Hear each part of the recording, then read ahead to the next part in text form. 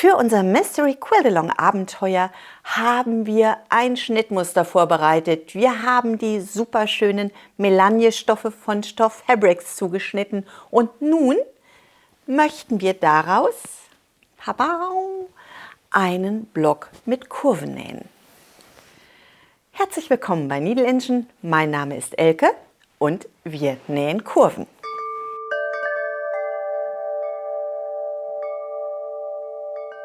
Zu diesem gesamten Tropenhaus-Quilt findet ihr eine Materialliste unter diesem Video verlinkt, gemeinsam mit einzelnen Geschäften, bei denen ihr entweder vor Ort oder aber online nach den Stoffen schauen und euch, wenn ihr mögt, die Stoffe auch bestellen könnt.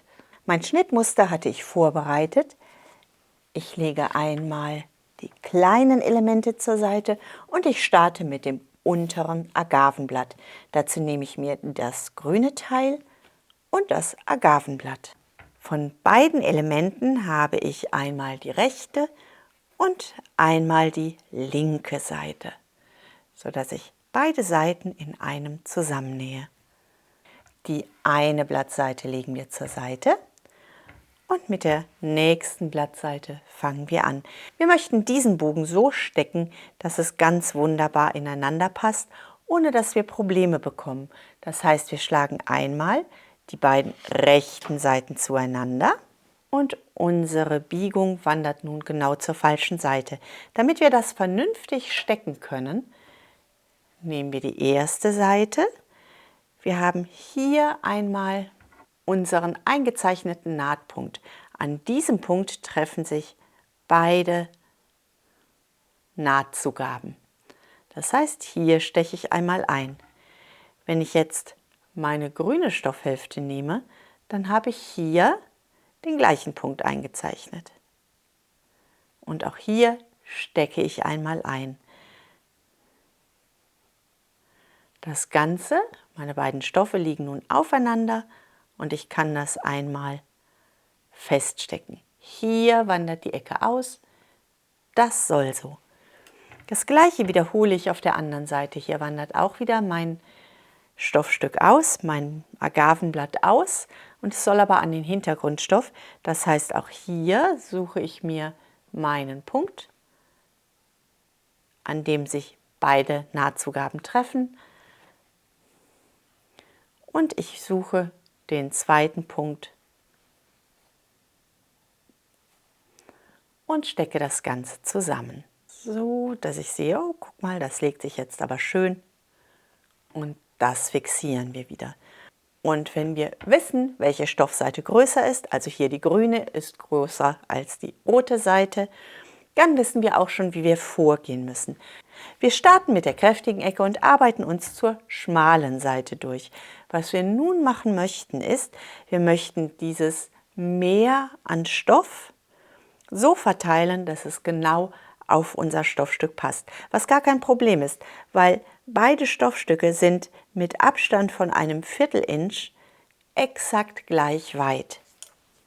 Wir nehmen unsere Stoffstücke, drehen die Seiten aufeinander.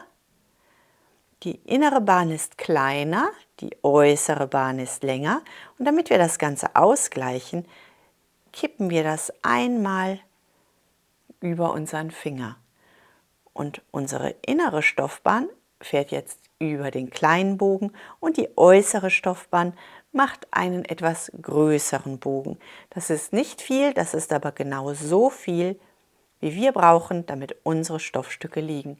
Und das Ganze fixieren wir. Wir wandern weiter, wir nehmen unser Stoffstück, richten das am Rand gerade aus, halten das fest und schlagen das um. Und wir setzen unsere nächste Nadel an. Stecht euch nicht in den Finger. So. Ihr seht schon, hier wälzt sich das jetzt so ein bisschen. Also machen wir es genau richtig. Und siehe da, unser weiteres Stoffstück passt sich ganz genau unserem schmaleren Stoffstück an. Und das Ganze möchten wir nun mit einer Nahtzugabe von einem Viertel-Inch nähen. Ich nähe am liebsten mit dem Standardfüßchen. Mein Standardfüßchen setzt sich ganz genau passend auf meinen Transporteur. Ich möchte aber mit einer Viertel-Inch Nahtzugabe nähen. Mein Standardfüßchen ist breiter.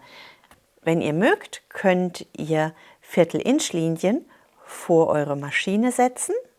Diese mittlere Linie ist eure Nahtlinie und rechts und links daneben seht ihr Viertel-Inch-Linien. Und wenn ihr nun näht, wenn ihr das festklebt, könnt ihr eure äußere Nahtkante immer entlang der Nahtzugabenlinie laufen lassen und ihr näht genau mit einem Viertel-Inch. Eine andere Möglichkeit, ich habe hier den Vivilux Laser, es gibt eine Laserkarte, ihr stellt ganz genau eure Nahtzugabenlinie ein. Hier ist meine Nahtlinie. Ich möchte aber eine Viertel-Inch-Linie haben. Das heißt, ich justiere meinen Laser auf meine Viertel-Inch-Linie. Und wenn ich das habe, kann ich genau mit einem Viertel-Inch Nahtzugabe nähen. Wir legen unser zusammengestecktes Stoffstück mit dem gewellten Stoffstück nach oben, legen genau die Nahtzugabenlinie an und jetzt können wir das Ganze ganz wunderbar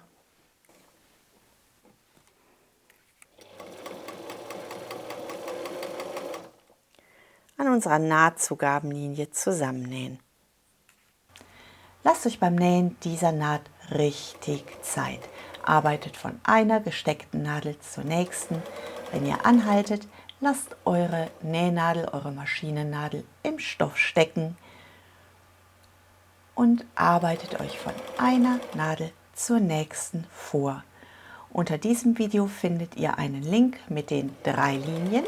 Wenn ihr euch das Blatt dazu ausdruckt, könnt ihr euch diese 3 Hilfslinien vor eure Nadel setzen. Ihr findet auch einen Link zu dem Laser, wenn ihr gerne damit arbeiten möchtet. Ihr könnt auch hingehen und könnt ein Viertel-Inch Füßchen an eure Maschine setzen und nehmt die äußere Kante eures Füßchens als Abstand. Wir nehmen das unter der Maschine hervor, schlagen das einmal auseinander. Das Ganze legt sich wie von alleine schon richtig hin. Wir möchten unsere Nahtzugabe nach unten schlagen. Wir möchten das noch nicht bügeln, wir möchten diesen Block ganz am Ende erst bügeln. Jetzt haben wir 2 Möglichkeiten. Entweder wir fahren mit dem Finger ein bisschen lang,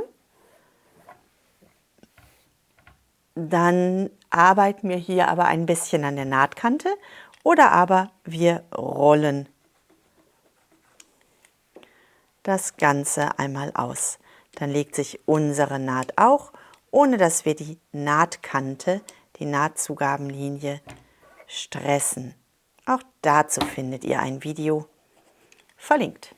Und so legt sich die erste Kurve wie von alleine genau an. Unsere ersten beiden Reihen haben wir genäht. Jetzt möchten wir diese obere Ecke ansetzen, diesen Agavenblattschatten. Wir nehmen also das Stück von unserem Agavenblatt und legen das einmal an. Auf diese Seite haben wir jetzt den Farbton 406. Den schlagen wir einmal um und wir fixieren wieder die äußeren Punkte. Das Ganze richten wir gerade aus und stecken das einmal fest. Und so schaut das aus. Unsere gesteckte Stoffbahn möchte schon in die richtige Richtung kippen. Durch das Stecken haben wir schon die richtige Richtung vorgegeben. Und wir nähen unsere neu gesteckte Seite mit einem Viertel-Inch ab. So, das Ganze rollen wir wieder ein bisschen ein, damit sich das gut legt. Und unser zweites Blatt ist fertig. Unsere fertigen Blätter richten wir einmal an einer Designwand aus, so, damit wir sehen, wie sich das nach und nach zusammensetzt. Jedes weitere fertige Blattpaar setzen wir an unserer Designwand mit dazu, bis alle Blattpaare fertig gearbeitet sind. Und im nächsten Schritt nähen wir unsere beiden Seiten separat voneinander zusammen. Zunächst einmal diese beiden Seiten. Unsere beiden Seiten haben hier eine gerade Naht. Wir schlagen die rechten Seiten zueinander. Wir bringen unsere Eckpunkte zueinander. Unsere Eckpunkte liegen nun ganz genau in unserer Naht. An unserem zweiten Eckpunkt laufen einfach nur 2 grüne Punkte zueinander. So. Und wenn wir das nun hinlegen, dann müsste sich unsere obere Stoffhälfte ganz genau passend auf die untere Stoffhälfte legen. Und das tut sie. Sollte das nicht der Fall sein, weil ihr irgendwo großzügiger wart und ihr haltet so eine Ecke, dann zieht ihr einfach eure Nadel noch einmal heraus, schiebt das zu viel an Stoff nach hinten zur geraden Kante und steckt das Ganze dann fest. Und diese Naht nähen wir einmal zusammen mit einer Nahtzugabe von einem Viertel-Inch. Und wir schlagen die ersten beiden Seiten auseinander. Wenn wir das haben, nähen wir unser nächstes Agavenblatt an. Als letztes setzen wir noch unsere Spitze an. Wenn wir beide Hälften fertig genäht haben, schaut das Ganze hoffnungsvoll so aus. Und nun nähen wir einmal beide Seiten zueinander. Hier liegen beide Hälften und beide Hälften schlagen wir nun zueinander. Und wir richten einmal alle Punkte zueinander aus. In der nächsten Reihe haben wir unsere eingesetzten Punkte, die wir wieder zueinander stecken. So schaut das aus. Wenn wir das nun zusammennähen, möchten wir das Ganze mit einem Viertel-Inch zusammennähen. Wir versuchen das so genau wie möglich zu bekommen. Wenn das nicht ganz passt, ist das egal. Wir haben später noch einen Plan B. Aber wir versuchen das. Wir wandern zuerst mal zu diesem kräftigen Punkt hier. Fertig. Wir haben aus den wunderschönen Landestoffen von Stoff Fabrics zugeschnitten, haben Schnittmuster ausgeschnitten. So, und wenn wir hier ankommen, möchten wir die oberen Nahtzugaben nach oben und die unteren Nahtzugaben nach unten wandern lassen, soweit das möglich ist. Und wir möchten diesen Knotenpunkt hier, über den möchten wir gerne nähen. Das heißt, wir achten darauf,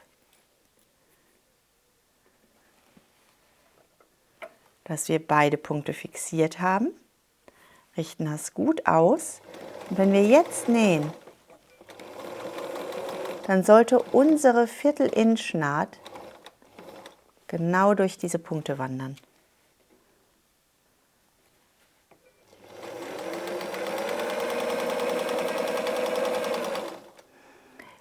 Und tada! Yay! Der vierte Block ist auch noch fertig geworden und wir haben 4 fertige Agavenblöcke für unseren Tropenhausquilt. Das war mächtig viel Arbeit, aber ich finde sie auch wunderschön. Wenn euer Block jetzt nicht so geworden ist, wie ihr wollt, ihr habt hier verschobene Mitten und hey, jetzt sieht er besser aus, macht euch da gar keine Sorgen. Lasst das so, trennt das nicht. Wenn wir mit unserem Quilt weiter voranschreiten, wird das nachher kein Mensch mehr sehen. Glaubt mir. Also habt einfach Spaß daran, arbeitet den Block so gut es geht und bei jeder anderen Rundung, die da drin ist, sagt ihr voller Überzeugung, das soll so. Denn das wird euren Quilt nachher lebendig wirken lassen. Es soll tatsächlich so. Also ändert es nicht. Diesen Block können wir auf ganz viele Art und Weisen umändern. Und dafür wird es ein extra Video geben. Jetzt wünsche ich euch eine wunderbare Woche. Bleibt gesund und glücklich und denkt daran, was immer auch passiert. Einfach weiter patchen und quilten und bis die 4 fertig sind, dauert ein bisschen. Aber hey, das schafft ihr. Vielen Dank fürs Zuschauen und bis zum nächsten Mal. Tschüss.